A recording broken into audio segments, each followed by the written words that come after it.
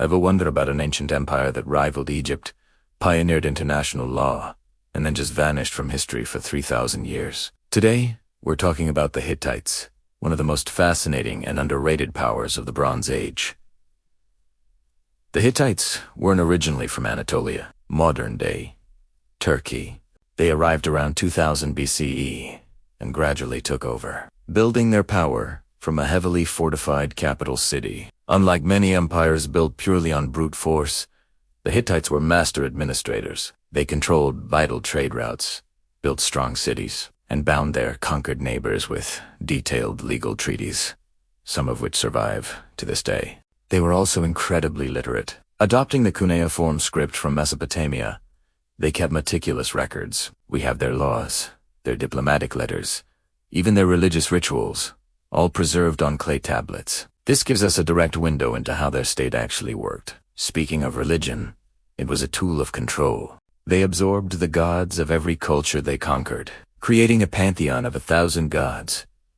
This wasn't about being tolerant. It was about integrating new territories and preventing rebellion. Their legal system was also surprisingly pragmatic, focusing on compensation for crimes rather than harsh punishments. This kept society stable and the workforce intact. The Hittite Old Kingdom saw major expansion, especially under King Hattusa I, who pushed south into Syria. But with success came instability. The throne was plagued by assassinations and coups, weakening the kingdom for a time. Then came the Empire phase, around 1400 BCE.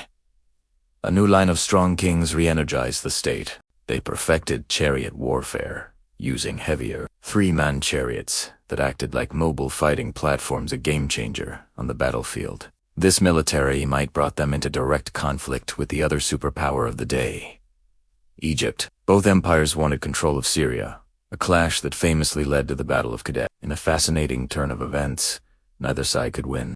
The result, a strategic stalemate, and the world's first known international peace treaty, a detailed agreement between the Hittites and Egyptians that defined borders and promised mutual defense. This marked a major shift from constant war to complex diplomacy. At Hittite, the Hittite Empire was a powerhouse, controlling a vast network of vassal states held together by oaths and the constant threat of military action. Their economy thrived on agriculture and metalworking. While they didn't invent iron, they significantly advanced its use, giving them a temporary edge. So what happened?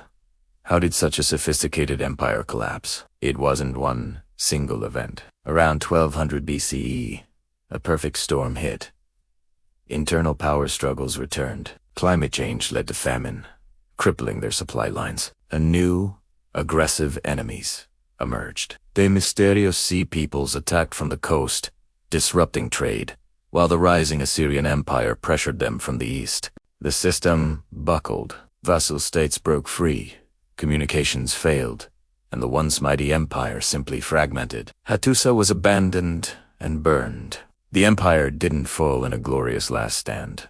It just dissolved. Small Neo Hittite kingdoms survived for a few more centuries before being swallowed by Assyria. After that, the Hittites were almost completely forgotten, until archaeologists in the 19th century uncovered the ruins of Hattusa and its incredible royal archives. Suddenly, a lost superpower was restored to the history books. The legacy of the Hittites isn't in giant pyramids, but in their sophisticated systems of law, diplomacy, and administration. Their story is a powerful lesson in how even the most organized empires can be brought down by a combination of internal strife, environmental stress, and external threats. It's not just ancient history. It's a timeless lesson in power and its limits.